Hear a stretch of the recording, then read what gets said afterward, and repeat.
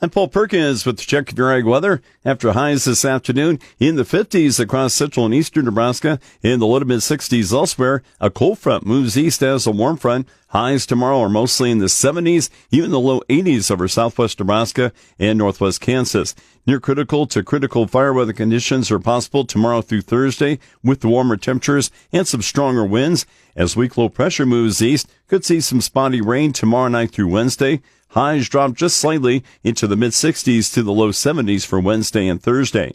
A ridge of high pressure building eastward onto the plains begins a warming trend for Friday through the weekend. Highs warm from the upper 60s to the mid-70s Friday to the upper 70s to the 80s on Sunday. In the long-term forecast, Nebraska and Kansas temperatures are likely to be warmer than normal this weekend all the way through April 20th. The warmer temperatures especially likely this weekend through early next week. Rainfall for Nebraska and Kansas trends slightly below normal this weekend through early next week. The middle of next week through April 20th, Nebraska rainfall remains slightly below normal, while Kansas is expected to see near normal rainfall. Soil temperatures at the 4-inch depth this morning at 7, mostly in the upper 30s. Low 40s for soil temperatures are over far southeast Nebraska, along with central, eastern, and southern Kansas. Key weather factors impacting the markets include flooding across the mid-south and midwest, continued limited rain for western wheat areas of the southern plains, drier weather in Argentina, and lighter rain in Brazil.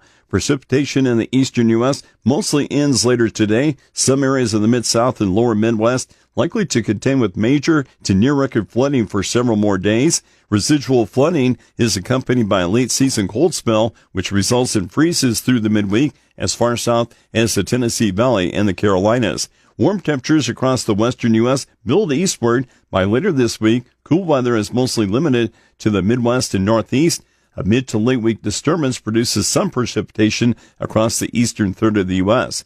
Dry weather prevails the next 5 days in most areas from California to the central and southern plains, leaving wheat in western areas of the southern plains to develop in decreasing soil moisture.